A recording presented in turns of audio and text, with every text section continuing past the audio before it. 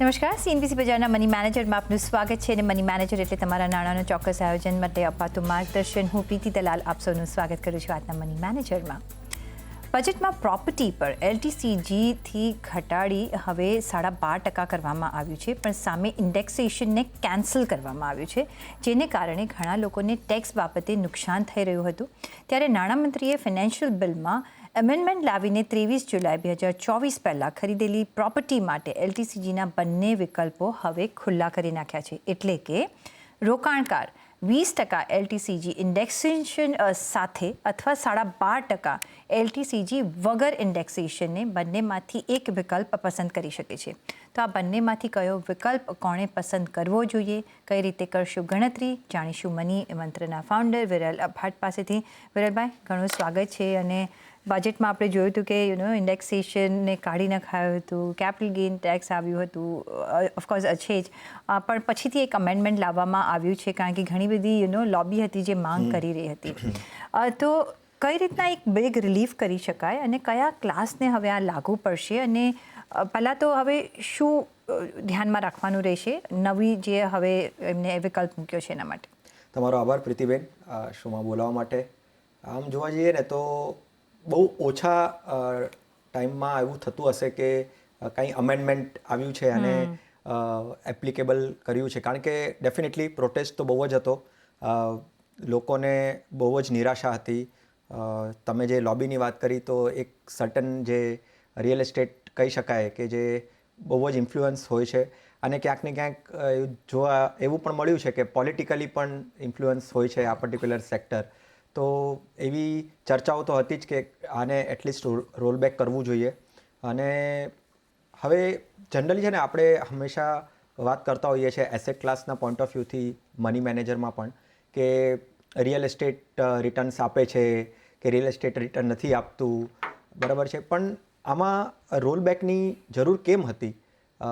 Main તો પહેલાં જે જુલાઈ 23 પહેલાં, એટલે જે બજેટ જે દિવસે આવ્યું એની પહેલાંની વાત કરીએ તો ઘણા લોકોએ પ્રોપર્ટીઝ લઈને રાખેલી છે, ઇન્વેસ્ટમેન્ટ્સ કરેલા છે, અને બહુ સારું એવું એક એસેટ ક્લાસ માને ચાલે છે રિયલ એસ્ટેટને. અને ઘણી વખત એ લોકો લીગસીને પણ પાસ કરતા હોય છે કે ભાઈ જે નેક્સ્ટ જનરેશન હશે એને આ પ્રોપર્ટીમાં અમે ટ્રાન્સફર કરશું.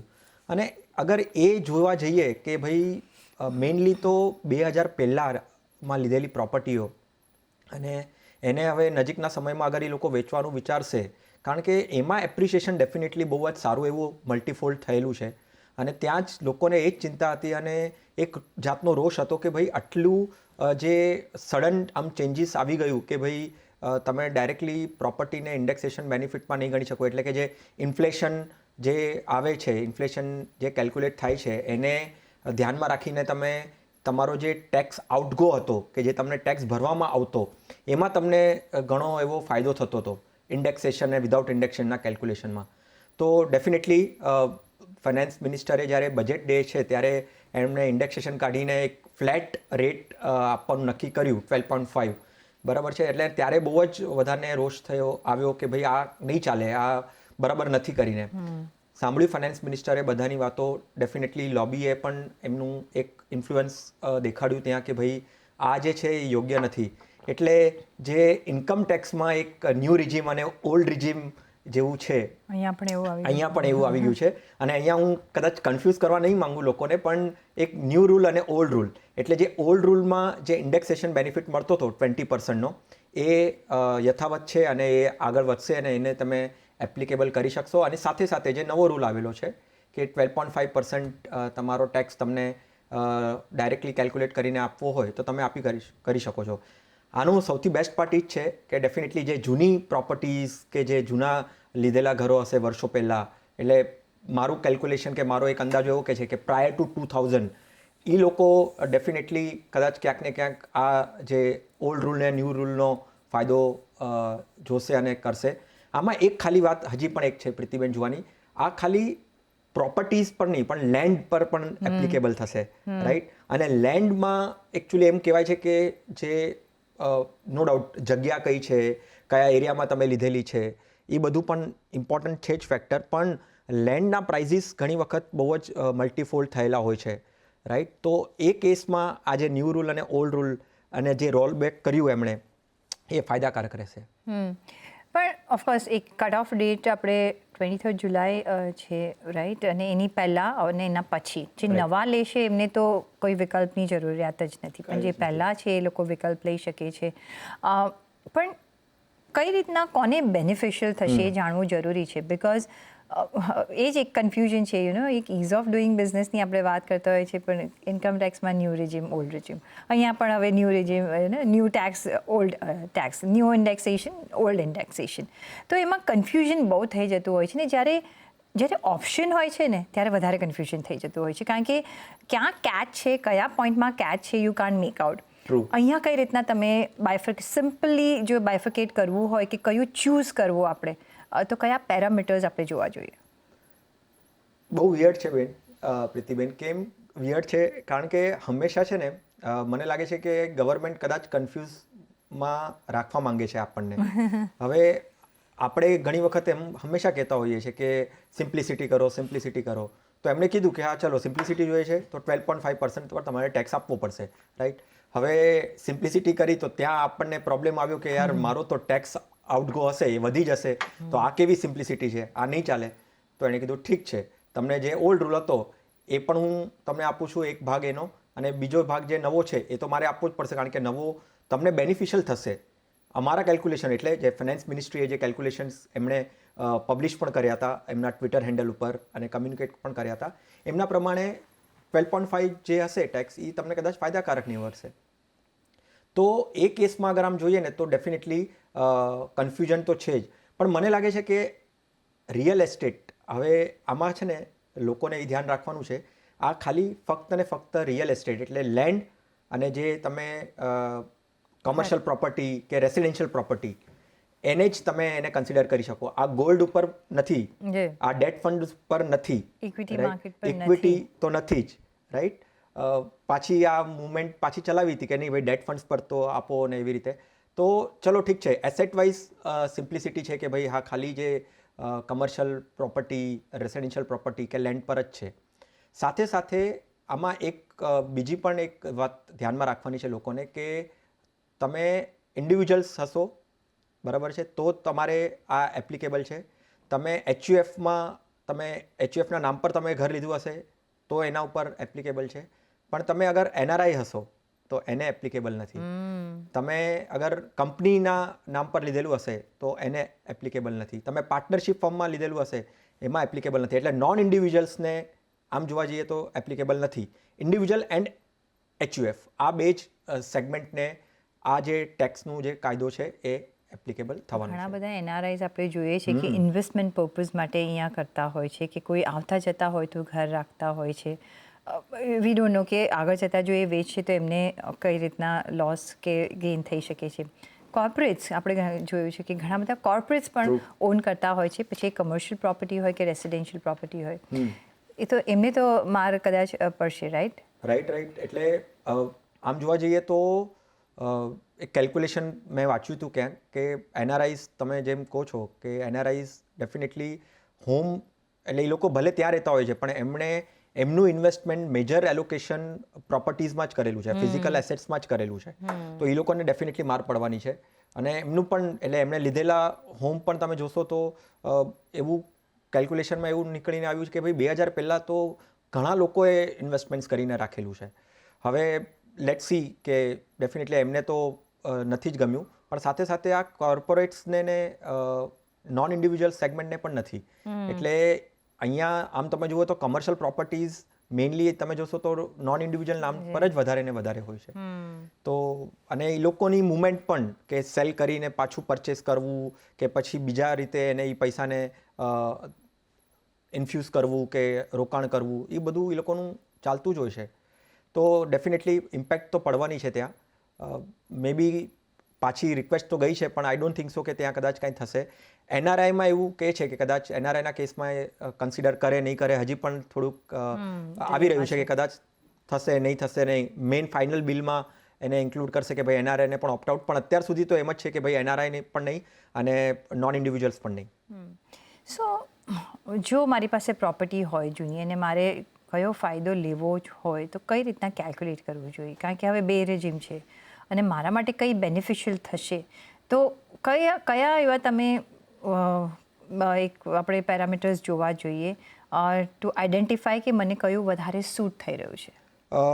આમાં છે ને કેલ્ક્યુલેશનના પોઈન્ટ ઓફ વ્યૂથી આપણે થોડા ટાઈમ પહેલાં પણ જ્યારે બજેટના વખતે આવ્યું ને ત્યારે આપણે ડિસ્કસ કર્યું હતું કે આમાં સિચ્યુએશનલ બેઝડ કહી શકો, ડેફિનેટલી કેસ ટુ કેસ બહુ સબ્જેક્ટિવ પણ હોય, કયા એરિયામાં લીધેલી છે, કેટલું એપ્રિસિએશન થયેલું છે, ક્યારે લીધેલું છે, બરાબર છે, અને પછી જે ઇન્ડેક્સેશન કોસ્ટ નીકળીને આવે તો એના પર આખું ખબર પડે કે કેટલું શું છે કેટલું નહીં. પણ એક સિમ્પ્લિસિટીના પોઈન્ટ ઓફ વ્યૂથી 2000 પહેલાં લીધેલા જે ઘર જે છે ને એને ડેફિનેટલી તમે ઓલ્ડ રૂલ સાથે કન્સિડર કરી શકો. એ એક વાત. રિસન્ટલી જે થયેલા હશે, માની લો આફ્ટર 2010-15 ના પછી લીધેલા જે ઘરો હશે, મેટ્રો સિટીઝની વાત કરું છું, કારણ કે ડેફિનેટલી એપ્રિસિએશન નોન મેટ્રો સિટીઝમાં વધારે કહી શકો તમે, ટાયર 2 ટાયર 3 સિટીઝમાં. પણ અત્યારે કેસને સમજાવવાના પોઈન્ટ ઓફ વ્યૂથી મેટ્રો સિટીઝની વાત કરીએ તો prior to 2010 in fact in that case also કે તમે ઓલ્ડ રૂલમાં કન્સિડર કરો, કારણ કે એપ્રિસિએશન સારું એવું થયું હશે. બટ આફ્ટર 2010 ને 15 પછીના લીધેલા ઘરો તમે ડેફિનેટલી 12.5%ના ટેક્સ પ્રમાણે તમે કન્સિડર કરીને તમને ટેક્સના પોઈન્ટ ઓફ વ્યૂથી ફાયદો થશે, રાઈટ, આઉટગોના પોઈન્ટ ઓફ વ્યૂથી. બીજું પણ એક નાની કેલ્ક્યુલેશન એવું કહે છે કે તમારું અગર એપ્રિસિએશન માની લો 10% કે બિયોન્ડ 10% થયું હશે, 10% કે 12% એપ્રિસિએશન થયું હશે ઓવરઓલ રિયલ એસ્ટેટમાં, તો એમાં ન્યૂ જે છે 12.5% ટેક્સ એ તમારી માટે સારું ફાયદાકારક નીવડશે. અગર તમારી પ્રોપર્ટી વધારે એપ્રિશિએટ નહીં થઈ હોય અને પછી તમે એને ઇન્ડેક્સેશન કોસ્ટમાં ને એમાં તમે કન્સિડર કરવા જશો તો ઓલ્ડ રૂલ વધારે એપ્લિકેબલ થશે. તો આ સિમ્પ્લિસિટીના પોઈન્ટ ઓફ વ્યૂથી આ કેલ્ક્યુલેશન એક મેં કરેલું હતું અને એ પ્રમાણે થોડુંક જોવામાં એ આવ્યું કે આવી રીતે તમે કરશો તો તમને ફાયદાકારક નીવડશે. અને બીજી એક અમુક વસ્તુઓ પણ એ ધ્યાનમાં રાખવાની છે કે તમે અહીંયા લોસ જે છે ને એ લોસને કેરી ફોરવર્ડ નહીં કરી શકો, રાઈટ. તમારે કમ્પલસરી ગેઇનને જ તમારે કન્સિડર કરવાનો છે, લોસને તમે ક્યાંય આની અંદર સેટ ઓફ નહીં કરી શકો. અને એક બીજી એક નાની વાત, આ તમે જ્યારે બધું કેલ્ક્યુલેશન તમે કરો છો ને તો તમારે પર્ટિક્યુલર યર વાઇઝ તમારે થોડું કેલ્ક્યુલેશન ધ્યાનમાં રાખવું પડશે કે તમે ક્યારે પ્રોપર્ટી લીધેલી, ઇન્ફ્લેશનનું શું થયું. બીજી એક વસ્તુ આમાં શું ધ્યાનમાં રાખવાની છે કે તમારી પાસે કેપિટલ ગેઇન બોન્ડ્સનું ઓપ્શન તો હજી અવેલેબલ જ છે, રાઈટ. તમારો જે પ્રોફિટ ગેઇન જે થયો હોય એ તમે કાં તો તમે સેટ ઓફ કરી જ શકો છો, તો એ ઓપ્શન છે. હા, પછી એ થોડુંક છે કે ત્યાં કેપ આપેલો છે, 50 લાખથી વધારે એનું તમે ન કરી શકો, બરાબર છે. તો એ બધી વસ્તુ ધ્યાનમાં રાખીને તમારી પાસે ઓપ્શન તો છે જ. એટલે સાવ એકદમ આમ નેગેટિવ પણ નરેટિવ જે બની રહ્યો હતો ને એ નથી. હા, ડેફિનેટલી થોડુંક તમારે જે આપણે વાત ડિસ્કસ કરી કે ભાઈ ક્યારે લીધેલું છે શું નહીં, એ કેલ્ક્યુલેશનને તમારે રાખવું પડશે ઓવરઓલ. બટ હવે તો હા, 2 રૂલ આપ્યા છે એટલે તમે ઓલ્ડ રૂલને પણ એપ્લિકેબલ કરી જ શકશો. ઓપ્શન્સ છે, યસ. કમ્બરસમ છે, યસ. એ જે ટેક્સ પેયર છે એને વાંધો એ પડે છે કે બહુ ટેક્સ ન જવો જોઈએ અને સાથે કમ્બરસમ ન હોવું જોઈએ. તમારે એવરી ટાઈમ એ બધું ધ્યાન રાખવું પડે છે અને એમાં કોઈ જો મિસ્ટેક થઈ ગઈ કે થાય તો પ્રોબ્લેમ થઈ જતો હોય છે. પણ યસ, ટેક્સ હમણાં તો આપણે ડિસાઇડ કરવું પડશે કે કઈ રીતના સિચ્યુએશનલ આપણે એક કેસ ટુ કેસ જોવું પડશે કે કઈ રીતના તમારી પ્રોપર્ટીનું અપ્રિસિએશન છે, કેટલું છે, એના પરથી તમારે એક ટેક્સ સ્ટ્રક્ચર તમારે ડિસાઇડ કરવું પડશે કે તમારે ન્યૂ ટેક્સમાં જવું છે કે ઓલ્ડ ટેક્સમાં જવું છે. અને એક વખત જો આપણે ઓફકોર્સ લઈ જ લઈએ. બીજું આમાં તો કોઈ ચેન્જ આપણે કરી જ નથી શકતા કે એવરી યર કે આપણે કંઈ ચેન્જ નથી કરવાના. તો ઓફકોર્સ આ એક પેરામીટર્સ છે, ધ્યાન રાખવાના છે. પણ મહત્ત્વનું છે કે ખાલી આ રેસિડન્સ અને HUFને જ લાગુ પડે છે. જે ઇન્ડિવિજ્યુઅલ પ્રોપર્ટી બાયર્સ છે અને HUF બાયર્સ છે એને જ આ 2 વિકલ્પ આપવામાં આવ્યા છે. કોર્પોરેટ્સ અને NRIsને હજી આ બધી અને પાર્ટનરશિપ ફર્મ્સને આ બેનિફિટ નથી આપ્યા. એ લોકો એક નવા રેજીમમાં જ હવે રહેશે. પહેલો જે સવાલ આવી રહ્યો છે વિરલભાઈ, સંતોષ મહેરાનો આવી રહ્યો છે, કહી રહ્યા છે કે એમનું 5 લાખનું એમને રોકાણ કરવું છે તો કયા ફંડમાં રોકાણ કરી શકે? 3 વર્ષ માટે એમને રોકાણ કરવું છે તો કયા એવા ફંડ્સ તમે સજેસ્ટ કરશો? મારા મુજબ મને લાગે છે કે એમણે 2 રીતે ડિવાઈડ કરવું જોઈએ. એક તો એમણે જે 3 લાખની જે મૂડી છે એમની એ ડેફિનેટલી એ મ્યુચ્યુઅલ ફંડમાં રોકાણ કરી શકે અને મ્યુચ્યુઅલ ફંડમાં બહુ જ કન્ઝર્વેટિવ હાઇબ્રિડ જે ફંડ જે છે રાઈટ એમાં નાખી શકે. એમાં એક કન્ઝર્વેટિવ હાઇબ્રિડ કરીને કેટેગરી છે, ઇક્વિટી સેવિંગ્સ કરીને જે કેટેગરી છે એમાં એ 3 lakhs નાખી શકે. કારણ કે મ્યુચ્યુઅલ ફંડના પોઈન્ટ ઓફ વ્યૂથી 3 years ઇક્વિટીમાં નાખવા માટે બહુ જ ઓછો સમય છે. એટલે હાઇબ્રિડ કેટેગરી જે છે જેમાં ડેટ પણ હોય, બહુ જ એટલે આમ કહી શકો તો 10% જેટલું ઇક્વિટી એક્સપોઝર હોય રાઈટ, પણ રિટર્ન્સ પોઈન્ટ ઓફ વ્યૂથી ફિક્સ ડિપોઝિટ્સ કરતાં થોડુંક વધારે આવી શકે રાઈટ, અને ટેક્સેશનના પોઈન્ટ ઓફ વ્યૂથી પણ થોડોક ફાયદો થઈ શકે. બીજા જે 2 લાખ છે એ એમને ફિક્સ ડિપોઝિટ્સમાં જ રાખવા જોઈએ, જેનાથી એમનું એક પર્ટિક્યુલર વિધાઉટ એની વોલેટિલિટી કે વિધાઉટ એની એશ્યોરન્સ તમને આમ કહી શકો કે ભાઈ હા મારા આટલા તો રિટર્ન મારા બનવાના જ છે, આટલા તો બનશે જ. પણ હા એક પાર્ટ જે છે 3 લાખનો એ ડેફિનેટલી મ્યુચ્યુઅલ ફંડના કન્ઝર્વેટિવ હાઇબ્રિડ કે ઇક્વિટી સેવિંગ્સમાં એ નાખી શકે, જ્યાં એ એટલીસ્ટ એક્સપેક્ટ કરી શકે અહીંયાથી 8 to 9%. પાસ્ટ પરફોર્મન્સ તો ડેફિનેટલી કહી રહ્યું છે, ફ્યુચરમાં ગેરંટીડ નથી, પણ આમ કહી શકો કે જે હિસાબથી મેનેજ કરે છે તો 8 to 9% 3 વર્ષના ગાળામાં એ બનાવી શકે છે. તો કન્ઝર્વેટિવ હાઇબ્રિડ અથવા ઇક્વિટી સેવિંગ્સમાં તમે 1 લાખ રૂપિયા નિવેશ કરજો. એમાંથી તમને જે પાસ રિટર્ન્સ છે 8 થી 9% તો મળેલા છે, એટલે એની આસપાસ મળશે ઇફ નોટ સેમ. અને બાકીના 2 લાખ કારણ કે તમારો 3 વર્ષનો જ પીરિયડ છે તો તમે ફિક્સ ડિપોઝિટમાં કરજો. અને અત્યારે આઈ થિંક રાઈટ સમય બી છે, કારણ કે જ્યારે રેટ કટ આવશે તો એ તમને રિટર્ન્સ છે રેટ્સ ઓછા થઈ જશે, તો અત્યારના હાઈએસ્ટ રેટ ઓફ રિટર્ન તમને મળી રહ્યા છે, તો એ તમારે લોક ઇન કરી લેવું જોઈએ. અને એક તમને અશ્યોરિટી પણ મળશે કે ઓકે મને આટલું રિટર્ન તો મળશે. તો આવી રીતે આ સ્ટ્રેટેજીથી તમે આગળ વધી શકો છો. જયેશ વાઘેલાનો નેક્સ્ટ સવાલ આવી રહ્યો છે અને એ પૂછી રહ્યા છે કે એમને જાન્યુઆરી 23થી અમુક NFOમાં રોકાણ કર્યું છે, લગભગ 2 લાખમાં એમને રોકાણ કર્યું છે ને એમને જે ગોલ છે એ છે 20 થી 50% રિટર્ન મેળવવાનો છે. હું 1 વર્ષ થયું હોય તેવા તમામ ફંડમાંથી 20% રિડીમ કરી ટેક્સ સેવિંગ કરવા વિચારું છું. આ રણનીતિ સારી રહેશે કે નહીં? આ રણનીતિથી કામ કરી શકે? ટેક્સ હાર્વેસ્ટિંગ કહેવાય છે એને. પહેલાં તો છે ને મને એમના જે પહેલાંના જે અમુક પ્રશ્નો હતા કે જે એમણે કન્વે કર્યા રિટર્ન્સ માટેના ન્યૂ ફંડમાં નાખવાના, એમાં મને લાગે છે કે આપણે સાચવેતી રાખવી જોઈએ અને આપણે કન્વે કરવું જોઈએ કે નવું ફંડ હંમેશા સારું હોય એ એવું હોતું નથી. આ બહુ મોટી ગેરસમજ છે.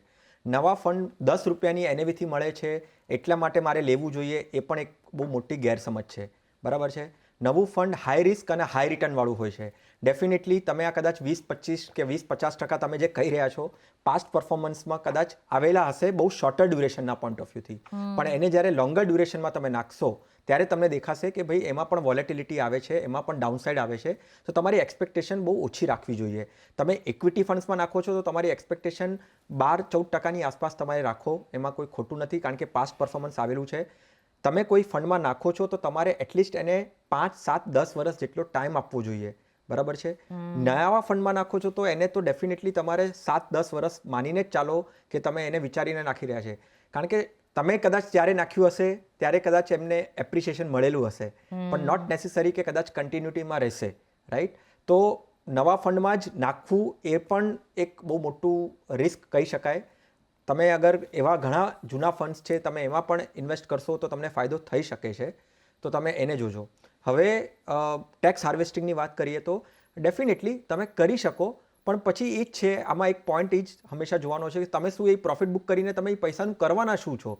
તમને જરૂર છે એટલા માટે તમે કરી રહ્યા છો, એટલે તમને કંઈ પૈસાથી તમને કંઈક વસ્તુ લેવી છે કે તમને કંઈ એક્સપેન્સીસ આવી રહ્યા છે એટલા માટે કરી રહ્યો છો, કે ખાલી ટેક્સ બચાવવાના પોઈન્ટ ઓફ વ્યૂથી તમે એ માની લો 20% તમે સેલ કરી નાખશો, પણ પછી એ જ એકાઉન્ટમાં રહેશે તો તમે જે એનું એપ્રિસિએશન જે આવનારા સમયમાં હશે એ તમે મિસ થઈ જશો. તો ટેક્સ હાર્વેસ્ટિંગ ડેફિનેટલી કરવું જોઈએ, પણ મને લાગે છે કે ઇન્ડિવિજ્યુઅલે પ્રોપરલી એના કોઈ અગર કોઈ એડવાઇઝર હશે એની સાથે બેસીને વાત કરવી જશે, અને અગર પોતે એકલા હશે તો મને લાગે છે કે એને અવોઇડ કરવું જોઈએ. તમે ટાઈમ આપો, ટાઈમનો એપ્રિસિએશન તમારો ફંડનું થશે અને તમને રિટર્ન સારા મળશે.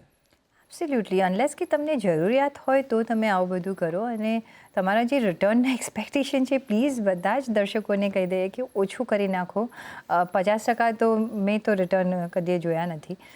તો એ તમારું એક્સપેક્ટેશન જે કોવિડ દરમિયાનનું હતું એનાથી તો તમારે ઘણું ઓછું કરી નાખવું જોઈએ. તમને એક સ્ટેડી રિટર્ન જોઈએ, તમારું એક સ્ટેડી તમારું કેપિટલ રહે, સેફ રહે, એ અને ગ્રોથ થાય અને એમના માટે લાંબો સમય તમારે Yes. ઇન્વેસ્ટેડ રહેવું પડશે. લાંબો સમય ઇઝ 7 થી 10 વર્ષ. લાંબો સમય is not more than 1 year, કારણ કે એ ડેફિનેશન ઘણા બધા ચૂકી જતા હોય છે.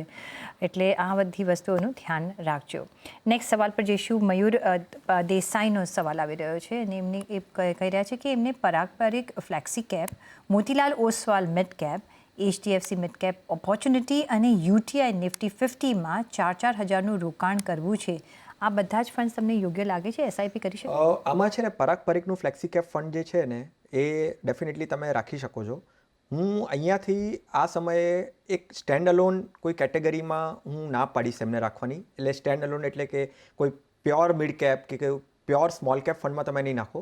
તમે 4 કેટેગરીઝને ડિસાઇડ કરો. એક તો તમે નિશ્ચિત કરેલી જ છે જે ફ્લેક્સી કેપ છે, ડેફિનેટલી એમાં તમે નિવેશ કરો. એક મલ્ટી કેપ ફંડ પણ રાખો, એક લાર્જ એન્ડ મિડ કેપ રાખો, રાઈટ? કાં પછી કોઈ એક ફોકસ કે કોઈ એક વેલ્યુ ફંડ રાખો જે ડિફરન્ટ કેટેગરીઝ હોય અને ડિફરન્ટ સ્ટોક્સના બાસ્કેટ બનાવતું હોય અને બાય કરતું હોય, જેના કારણે તમને ડાયવર્સિફિકેશન પણ થશે, વેરાયટી પણ મળશે અને તમારું જે ઓપ્ટિમમ રિટર્ન તમને જે મળવાનું હશે એ રિસ્ક એડજસ્ટેડ રિટર્ન તમને મળી શકશે. ઓકે. તો અહીંયા ઓફકોર્સ તમે આ રણનીતિથી આગળ ચાલી શકો છો. મોતીલાલ ઓસવાલના મિડ કેપ અને લાર્જ કેપ તરફ તમે ટાટા લાર્જ એન્ડ મિડ કેપમાં પણ રોકાણ કરી શકશો. તો એવન્યુઝ છે, ખાલી તમારે બાયફર્કેટ કરવાનું રહેશે. પણ ઓન દેટ નોટ રજા લેવાનો સમય થઈ ગયો છે. ઘણો આભાર વિરલભાઈ તમારો અમારી સાથે જોડાવા બદલ. અને સાથે જ પર્સનલ ફાઇનાન્સના તમારા સવાલ અમને મોકલો. તમારું નામ, શેર, ઉંમર સાથે ઈમેલ કરો અમને money@nw18.com પર. ફેસબુક પર લખો અમને facebook.com/CNBC બજાર પર અને ટ્વીટ પણ કરી શકો છો twitter.com/CNBC બજાર પર. અને આ સાથે જ મની મેનેજરના એપિસોડમાં અત્યારે બસ આટલું જ. પાછા મળીશું નેક્સ્ટ એપિસોડમાં. ત્યાં સુધી આપશો રજા. નમસ્કાર.